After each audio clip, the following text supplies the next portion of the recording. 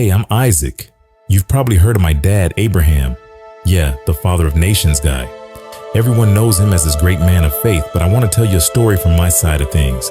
Let me just say, that day on the mountain, it was wild. Let's start from the beginning. It all began when my dad told me we were heading out on a trip to make a sacrifice to God. Nothing out of the ordinary. We'd done this kind of thing before. Sacrifices were a way of life for us. We'd take a lamb, go up to an altar, and offer it to God. Simple enough. So, Dad got up early, chopped some wood, and loaded it onto our donkey. He didn't say much, but he had this serious look on his face. I figured he was just focused on the journey. I didn't ask questions. I trusted him. We traveled for 3 days. 3 long days. On the third day, Dad suddenly stopped and looked into the distance. There it is, he said quietly, pointing to a mountain. That's when things started to feel off. Dad told the servants to stay behind with the donkey. He handed me the wood for the fire and carried the knife and fire himself. As we started climbing the mountain, I couldn't shake this nagging feeling that something wasn't right. After a while, I finally asked, "Hey Dad, we've got the wood and the fire, but where's the lamb for the sacrifice?" I'll never forget his answer. He looked at me, not with fear or hesitation, but with this quiet confidence, and said, "God will provide the lamb, my son." I wanted to believe him, I really did, but something in his voice made me wonder if he knew more than he was letting on. When we reached the top, Dad got to work building an altar. I helped him stack the stones just like we'd done before, but when the altar was finished, there was still no lamb. That's when things took a turn I wasn't expecting.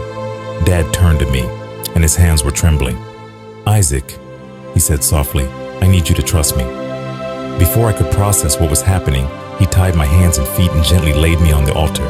My heart was pounding. Was this really happening? Was I the sacrifice? I wanted to scream to ask why, but I saw the tears in his eyes. He wasn't doing this lightly. He was hurting just as much as I was. Then I saw it, the knife in his hand. Time seemed to slow down. I stared up at the sky, thinking, is this it? Is this how my story ends? I trusted my dad, but this was too much. He raised the knife and I closed my eyes, bracing for what was coming. But then, out of nowhere, a voice boomed from the heavens. "Abraham! Abraham!" Dad froze, his hand shook, and he lowered the knife. "Here I am," he said, his voice barely a whisper. The voice spoke again. "Do not lay a hand on the boy. Now I know that you fear God because you have not withheld your son, your only son, from me."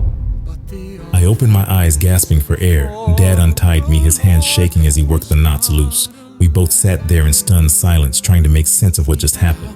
Then we heard a rustling sound behind us. There, caught in a thicket, was a ram. Dad's face lit up with relief. "God provided," he said, tears streaming down his cheeks. He took the ram and offered it as a sacrifice instead of me. As the smoke rose from the altar, I stood there watching it all. My heart was still racing, but one thing was clear: God had shown up. Looking back, that day changed everything for me.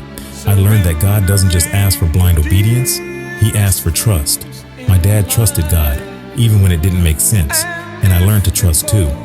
That moment on the mountain wasn't just about a sacrifice, it was about faith, about surrendering what we hold most dear, and trusting that God has a plan, even when we don't understand it. Oh, and by the way, that mountain, we called it "The Lord Will Provide," and He did. He always does.